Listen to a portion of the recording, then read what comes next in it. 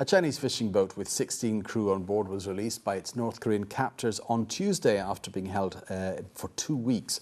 The boat's owner, Xuejun, who wasn't aboard at the time, told Xuejun newspaper that the crew members were all well. Other media reports even said that the men would resume fishing for a couple of weeks before returning to their home port of Dalian. While Yu says the boat was taken on May the 5th in international waters, word of the incident only became public over the weekend, and that was when the Chinese government demanded that North Korea release the boat. So far, Chinese officials have not said whether they believe the armed captors were operating on their own or under the orders of the North Korean government. Yu added that the captors had originally demanded a $100,000 ransom, and when they released the boat, most of the diesel fuel, along with other goods, had been stolen.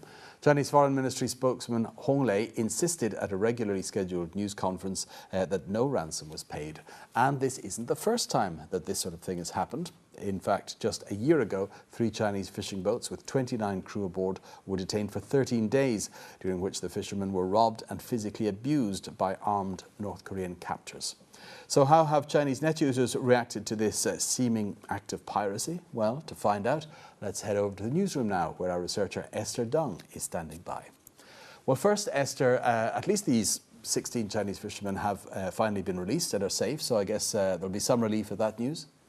Oh yes, net users certainly consider it's good news that their countrymen are finally free again and there were no fatalities or serious injuries, although there are reports that the captain was bitten when the boat was first taken. But at the same time, plenty of posters felt rather confused and quite angry, I have to say, since they feel that there's a lot being kept secret here, essentially that the Chinese public is being kept in the dark. For example, Tan Yu asks on gucheng.com. So why did North Korea finally change its mind and let our fishermen go? And how sad that our foreign ministry had to keep boasting that no ransom has been paid? And this poster Suo Wei on infc.com is confused as well. Why didn't either China or North Korea give the reason behind the release?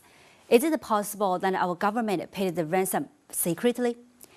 And also Mi Lu, who says, their fuel was stolen and they've suffered huge losses during this fishing busy season. Who will be responsible for that? We do have the boat back, but is that the end of it then?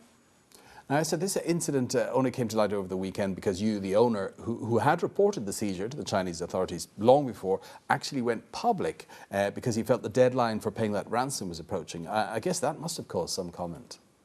Well, sure, but before answering that, I'd like first to explain how that happened.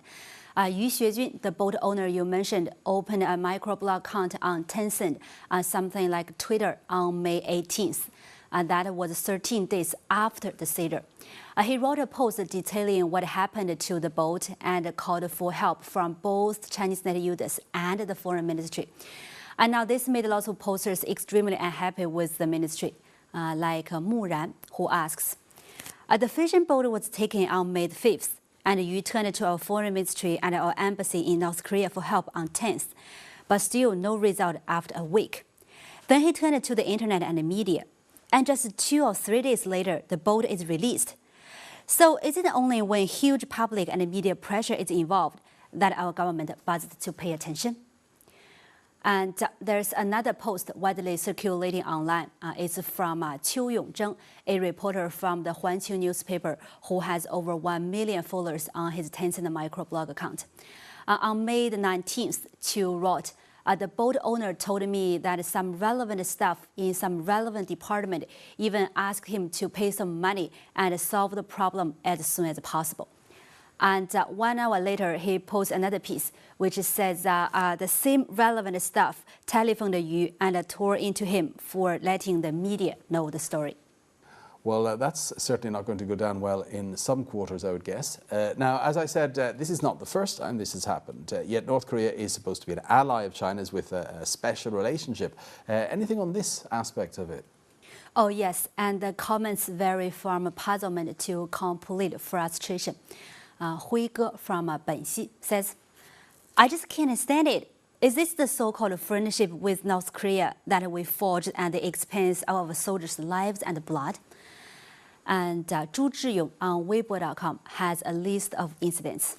In 2004, a North Korean warship ran down 2 Chinese fishing boats, and 1 fisherman was killed. In 2005, 3 similar attacks happened to our boats in our waters.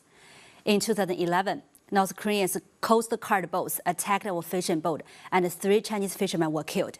Last year, they hijacked our fishing boat and detained our people. Now this year, the same thing happens again. But has our government ever done anything? And actually, lots of posters are talking about who's actually behind all these incidents. The popular web portal QQ.com published a feature on this topic, and it concludes the culprits probably come from the North Korean army. But whether their actions were approved by the North Korean authorities is still unclear. Okay, then why do posters of net users here think that these seizures of Chinese fishing boats by North Korea happen again and again? As for the reasons, I've seen quite a range of opinions. First, a certain number of posters believe that poverty in North Korea is a key reason. Qing Dan Pinghe says on club.china.com, when you are hungry, you will do any kind of thing.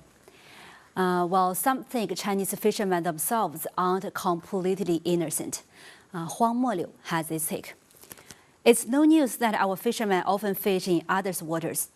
I think that's one important reason why they are often detained, not only by North Korea, but also countries like Russia and South Korea. And also, some net users mention a special fee that the Chinese fishermen are supposed to pay to fish in North Korean waters. The Timely Weekly newspaper published a story on this murky area. But in short, it's an official fee Chinese fishermen are supposed to pay for the North Koreans to turn a blind eye. The newspaper says it can range to tens of thousands of dollars, and that plenty of Chinese boats are detained by North Korea because they haven't paid. And last but not least, many posters think Chinese government's lack of action has encouraged North Korea. Although the boat owner thanked the foreign ministry on his blog in the end, plenty of posters feel their attitude has also contributed to these incidents. I'll wrap up with this warning from Xuejun V. Hao. Up till now, the case hasn't been fully resolved. If this is the end, then it's very likely we will see more similar cases happening again. Okay, thanks for that, Esther. And that was China Take researcher Esther Dung with online reaction here in China to the release of a Chinese fishing boat by North Korean captors after around 2 weeks. Next up on China Take, some of the top trending phrases on China's most popular search engines.